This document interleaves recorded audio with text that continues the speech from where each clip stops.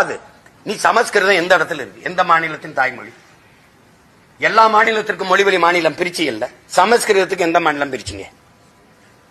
தெலுங்குக்கு இருக்கு, கன்னடத்துக்கு இருக்கு, பீகாரிக்கு இருக்கு, குஜராத்துக்கு இருக்கு, மராட்டியனுக்கு இருக்கு, மலையாளிக்கு இருக்கு, தமிழனுக்கு இருக்கு. இருக்குல்ல இருக்குல்ல சமஸ்கிருதத்துக்கு ஒரு மாநிலம் சொல்லு. இல்ல இல்ல நீனே 24,800 தான் மொத்தமா பேசுறதுன்னு கணக்கு கொடுக்குறீங்க. அப்ப எதுக்கு இவ்வளவு நிதி ஒதுக்குற? சமஸ்கிருதத்தை கட்டாயமாக்குற, சமஸ்கிருதம் படிக்கணும்னு கொண்டு வர. ஏன்? செத்து போன உன் தாய்மொழியை உயிர்ப்பிக்க நீ அதிகாரத்துக்கு வந்து துடிக்கிற. செத்து கொண்டிருக்கிற என் தாய்மொழியை உயிர்ப்பிக்க நாங்க அதிகாரத்தை பிடிக்க துடிக்கிறோம். இது ரெண்டுக்கு என்ன? நீ என்ன? நீ நேஷனலிஸ்ட், நான் பாசிஸ்ட் ஆயிருவேனா? எப்படி? இந்த இடத்துல உட்கார்ந்து பாருங்க, என் வழி என்னன்னு உங்களுக்கு புரியும்.